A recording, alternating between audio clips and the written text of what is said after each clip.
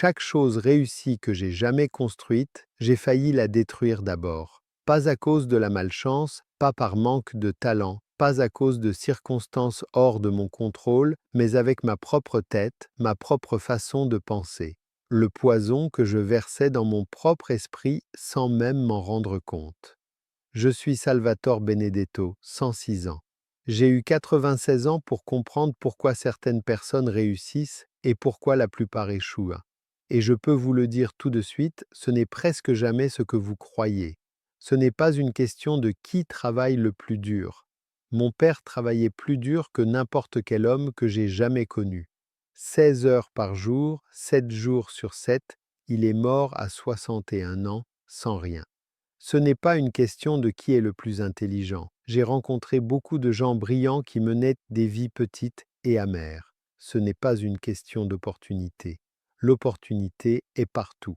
La plupart des gens passent juste à côté parce que quelque chose en eux les empêche de la voir. Ce qui tue le succès n'est pas dehors. C'est ici, à l'intérieur. Il existe des maladies de l'esprit. Je les appelle des tueurs silencieux qui détruiront tout ce que vous essayez de construire de bon. Ils agissent lentement, comme la rouille. Vous ne les remarquez pas, jusqu'au jour où vous regardez autour de vous et vous vous demandez pourquoi votre vie ne ressemble en rien à ce dont vous rêviez.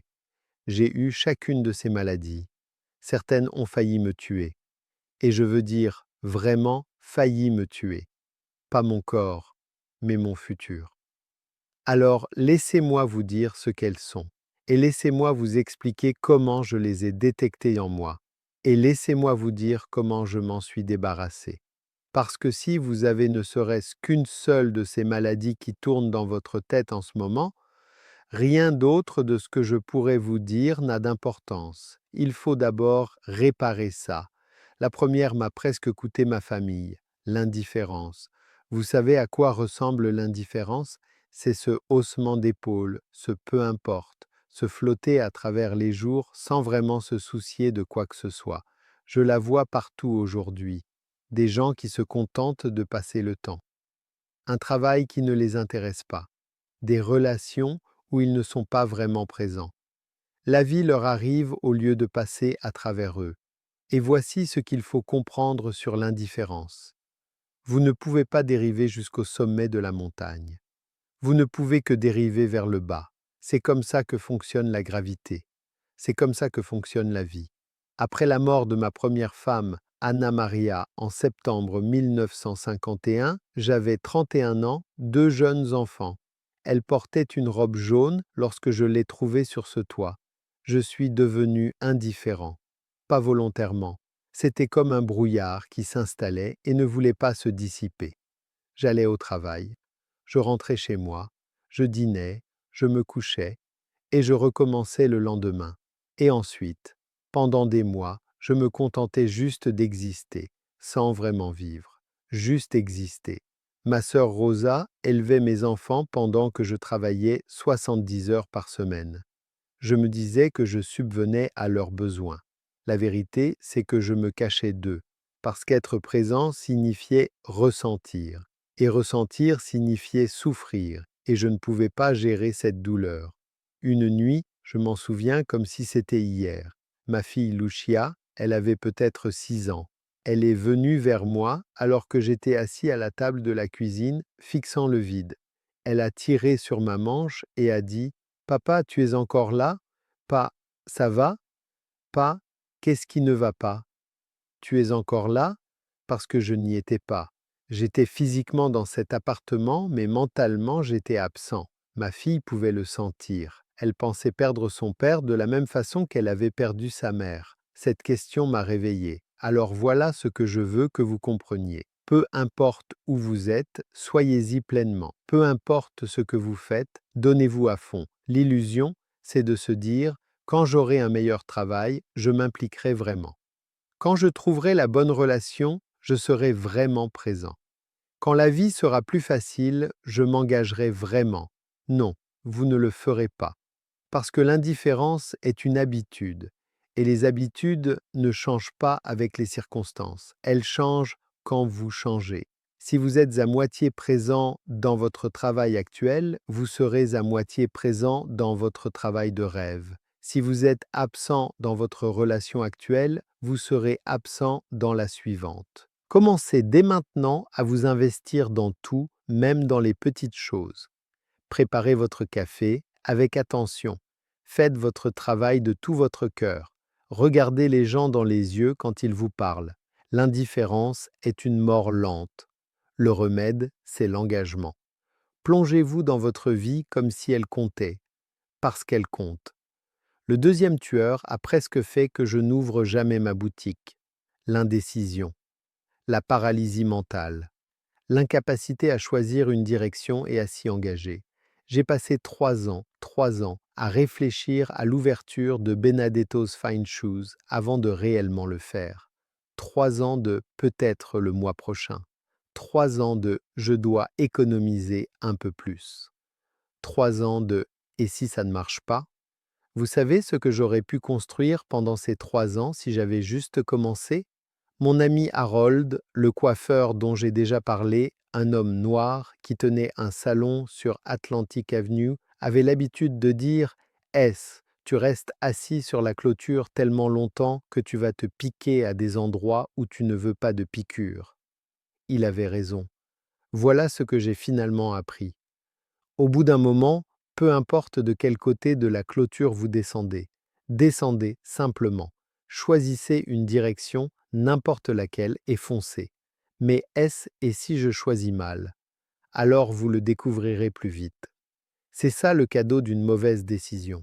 Elle vous enseigne plus vite que de rester assis à vous poser des questions. Une vie pleine d'aventures est une vie pleine de décisions. Celle qui tourne mal, elle vous donne l'expérience pour faire de meilleures décisions la prochaine fois. Alors ne voyez pas combien de décisions vous pouvez éviter.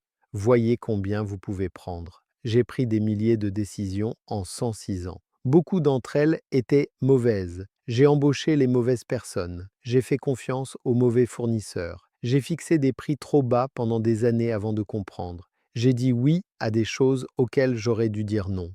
Mais j'ai avancé. J'ai continué à avancer. Et le mouvement crée de l'élan. Et l'élan crée des opportunités. Et les opportunités créent le succès. Les gens qui ne connaissent jamais l'échec sont ceux qui n'essaient jamais. Et ceux qui n'essaient jamais ne réussissent jamais non plus. Quelle décision avez-vous repoussée? Prenez-la aujourd'hui, pas demain, aujourd'hui. Envoyez cet email, ayez la conversation. Versez la compte, dites-leur oui ou non. Plus vous restez assis sur la clôture, plus la vie vous échappe. Descendez, choisissez un camp, commencez à avancer. Le troisième tueur a failli me faire abandonner après l'incendie. L'inquiétude, celle-ci est une véritable plaie. C'est une maladie qui se répand dans tout votre système, qui affecte votre santé, votre sommeil, vos relations, votre capacité à penser clairement. J'étais autrefois un champion, un véritable guerrier de classe mondiale. Ma femme Gloria avait l'habitude de dire « Sal, si s'inquiéter était un sport olympique, tu aurais plus de médailles d'or que quiconque. » Elle n'avait pas tort. Le 14 novembre 1978, ma boutique a brûlé. Incendie électrique. Je suis resté dans les cendres à 3 heures du matin. 58 ans, regardant tout ce que j'avais construit pendant 26 ans se transformer en fumée. Et vous savez ce que j'ai fait pendant les 2 semaines suivantes? Je me suis inquiété. Et si je ne pouvais pas reconstruire? Et si personne ne m'aidait? Et si c'était la fin? Et si j'étais trop vieux pour recommencer? Et si j'échouais? Et si je perdais tout? Je me suis inquiété tellement que je ne pouvais pas dormir. Je ne pouvais pas manger. Je ne pouvais penser à rien d'autre qu'à tout ce qui pouvait mal tourner. Et vous savez ce que tout ce souci m'a apporté? Rien, pas une seule chose. L'incendie avait déjà eu lieu. S'inquiéter n'a pas ressuscité ma boutique. S'inquiéter n'a pas mis d'argent dans ma poche. S'inquiéter n'a pas reconstruit les étagères, ni réparé le câblage, ni fait revenir mes clients. Tout ce que ça a fait, c'est me voler 2 semaines de vie et me rendre misérable. Ma sœur Rosa, que Dieu ait son âme, m'a assis un soir, a saisi mon visage avec ses 2 mains, comme notre mère le faisait, et m'a dit Salvor, tu dépenses toute ton énergie sur des choses qui ne sont même pas arrivées. Arrête. Utilise cette énergie pour réparer ce qui est devant toi. Elle avait raison. L'inquiétude, c'est payer des intérêts sur une dette qui ne viendra peut-être jamais à échéance. Vous souffrez dans le présent pour un futur qui pourrait ne jamais arriver. Et si cela arrive, vous y ferez face à ce moment-là. Mais vous inquiéter maintenant ne vous prépare pas, ça vous épuise simplement.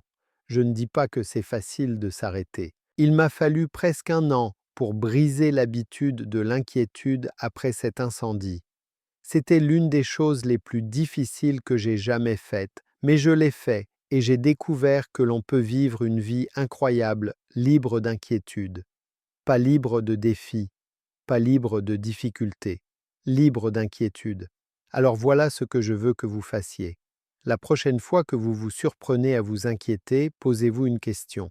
Y a-t-il quelque chose que je puisse faire maintenant à ce sujet? Si oui, faites-le. Passez à l'action. L'action tue l'inquiétude. Sinon, laissez tomber. Posez-la.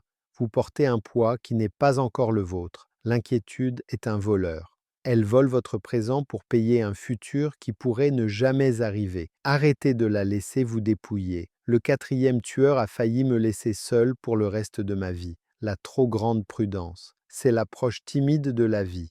La peur du risque. La maladie du « et si quelque chose tourne mal ». J'avais ce problème en particulier après la mort d'Anna Maria. Pendant presque 20 ans, je n'ai regardé aucune autre femme. Je n'ai eu aucun rendez-vous. Je ne me laissais ressentir aucune émotion romantique pour quiconque. Je me disais que c'était de la loyauté. Je me disais que c'était du respect pour sa mémoire. Mais ce n'était pas ça. C'était de la peur. J'avais terriblement peur d'aimer quelque chose que je pourrais perdre à nouveau. Terrifié que si je laissais quelqu'un entrer dans ma vie, il partirait ou serait pris de moi et que je devrais survivre à cette douleur encore une fois. Alors, j'ai joué la sécurité. Je me suis protégé. J'ai gardé mon cœur derrière des murs si épais que rien ne pouvait passer. Et vous savez ce que ça m'a donné après 20 ans de prudence, 20 ans de solitude. Puis, j'ai rencontré Gloria à un repas partage de l'église en 1990. Elle m'a dit que mes boulettes de viande étaient sèches. Je lui ai répondu que le gâteau au chocolat ne devrait pas contenir de raisins secs. Nous avons discuté pendant 20 minutes et quelque chose s'est fissuré à l'intérieur de moi. J'avais 70 ans, 70, et j'avais un choix, continuer à jouer la sécurité ou prendre le risque de souffrir à nouveau. J'ai choisi le risque, et ces 33 années avec Gloria ont été les plus heureuses de ma vie. Voici ce que j'ai finalement compris. Tout est risqué. À l'instant où vous êtes né, la vie est devenue risquée. Se marier est risqué. Avoir des enfants est risqué. Créer une entreprise est risqué. Aimer quelqu'un est risqué. Et voici la vérité qu'on ne vous dit pas. Jouer la sécurité est risqué aussi. Le risque, c'est d'arriver au bout de votre vie et de réaliser que vous n'avez jamais vraiment vécu. Si vous pensez que tenter est risqué, attendez de voir la facture de la non-essai. Si vous pensez que aimer est risqué, attendez de ressentir le vide d'une vie sans amour. Si vous pensez qu'investir en vous, en les autres, dans vos rêves est risqué, attendez de voir ce qu'une vie d'accumulation vous apporte. Mieux vaut vivre 30 ans plein d'aventures qu'une centaine d'années en sécurité dans un coin. Alors arrêtez de demander la sécurité et la protection. Demandez l'aventure. Demandez à être vivant. Demandez une vie dont, à la fin, vous pourrez dire « J'y étais vraiment. Je n'ai pas seulement regardé depuis la touche. » De quoi êtes-vous trop prudent en ce moment? Quel risque avez-vous évité parce que vous aviez peur de ce qui pourrait mal tourner? Prenez-le, ce risque. Prenez-le. Oui, ça pourrait ne pas marcher. Oui, vous pourriez être blessé. Oui, vous pourriez échouer. Mais vous pourriez aussi réussir. Vous pourriez aussi trouver la joie. Vous pourriez aussi regarder en arrière dans 30 ans et remercier Dieu d'avoir eu le courage d'essayer.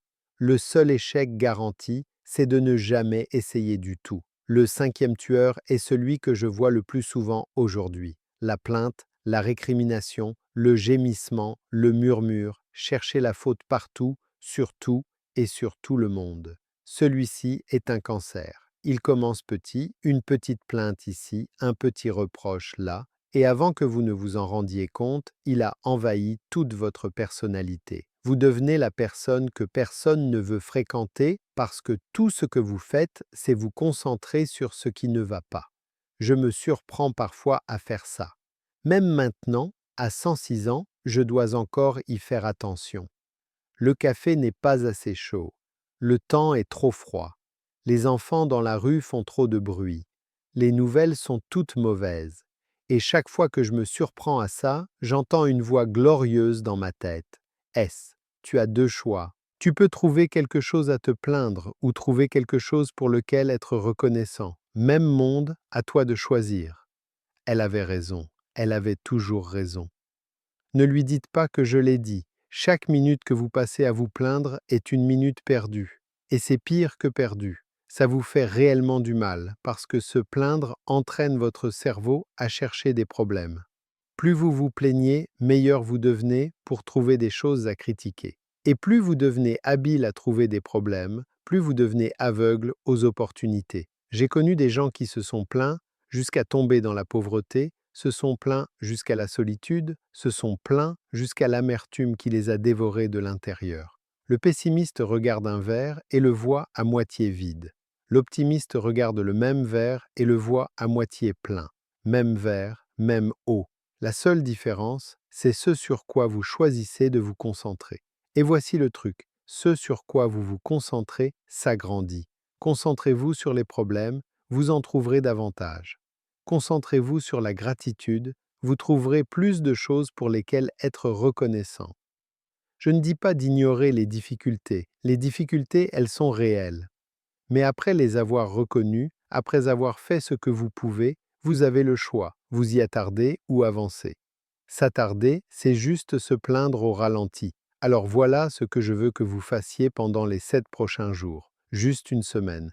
Ne vous plaignez de rien, pas à voix haute, pas dans votre tête. Chaque fois que vous vous surprenez à commencer à vous plaindre, arrêtez-vous. Remplacez-le par quelque chose pour lequel vous êtes reconnaissant. N'importe quoi, ça va être difficile. Vous allez réaliser combien de votre énergie mentale est gaspillée dans les plaintes. Mais si vous pouvez le faire pendant 7 jours, vous commencerez à reprogrammer votre cerveau. Vous commencerez à voir le monde différemment. Et quand vous voyez le monde différemment, vous vous montrez différemment. Et quand vous vous montrez différemment, des choses différentes se produisent. Alors les voilà. 5 tueurs silencieux. Indifférence. Le brouillard qui vous fait décrocher. Indécision, la paralysie qui vous maintient coincé. Inquiétude, le voleur qui vole votre présent. Trop grande prudence, la peur qui rétrécit votre vie. Plainte, le cancer qui empoisonne tout. Je les ai tous eus, certains plus d'une fois. Et je peux vous dire, après 106 ans d'expérience, que ce sont les choses qui gardent les gens pauvres, les gens petits, les gens malheureux. Pas les circonstances, pas la chance, pas les autres. Votre esprit est une usine. Tout ce que vous y versez, vos pensées, votre attention, vos habitudes, c'est ce qui construit le tissu de votre vie. Alors, faites la garde à la porte de votre esprit. Décidez de ce qui entre et de ce qui n'entre pas. Ne laissez personne jeter ce qu'il veut dans votre tête parce que c'est vous qui devez vivre avec les résultats. Lisez des choses qui vous élèvent. Passez du temps avec des gens qui vous tirent vers le haut. Pensez des pensées qui vous font avancer, pas reculer. Et quand vous vous surprenez à glisser, parce que vous glisserez, nous glissons tous, ne vous blâmez pas. Remarquez-le, nommez-le et choisissez autrement. C'est tout le secret. C'est tout ce que je sais sur le succès après 106 ans. Ce n'est pas compliqué. C'est juste difficile. Mais vous pouvez faire des choses difficiles. Je sais que vous pouvez. Je les ai faites. Vous le pouvez aussi. Alors maintenant, arrêtez de regarder des vidéos et commencez à vivre la vie que vous voulez. Aria Deri.